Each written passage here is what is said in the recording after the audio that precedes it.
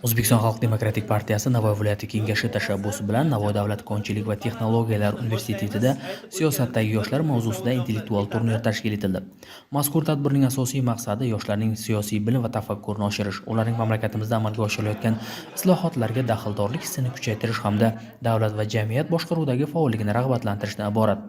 So'zga chiqqanlar bugungi kunda yoshlarning siyosiy jarayonlardagi o'rni tobora ortib borayotgani, ularni qo'llab-quvvatlash davlat siyosatining ustuvor yo'nalishiga aylanganini ta'kidladi.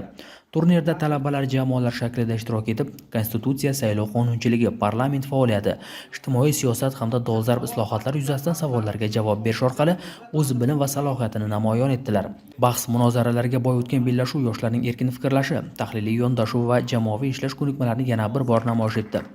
Yakunda intellektual turnir g'oliblari aniqlandi. Birinchi o'rinni HDP Turizm jamoasi qo'lga kiritdi. Ikkinchi o'rin Infinity jamoasiga nasib etgan bo'lsa, uchinchi o'rinni Muvaffaqiyat jamoasi egalladi. G'olib va sovrindorlar tashkilotchilar tomonidan taqdirlandi. Universitetimizda Xalq demokratik partiyasi tashabbusi bilan tashkil etilgan siyosatdagi yoshlar intellektual zakovat o'yinida universitetimizda bir qancha o'z bilimiga ishongan faol talabalar ishtirok etdi va bu o'yinda biz ham ishtirok etdik. Faxrli birinchi o'rinni qo'lga kiritdik. Bu o'yindan olgan taassurotlarimiz juda ajoyib. To'g'risi birinchi o'rinni olishimizni kutmagan edik. Bizga Xalq demokratik partiyasi a'zolari tomonidan esdalik sovg'alar hamda birinchi darajali diplom berildi.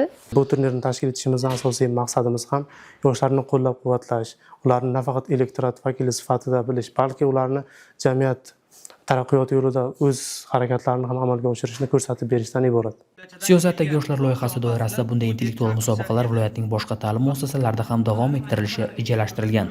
O'zbekiston Xalq demokratik partiyasi yoshlarni jamiyat taraqqiyotining faol ishtirokchisi sifatida qo'llab-quvvatlashni bundan buyon ham ustuvor vazifa sifatida davom ettiradi.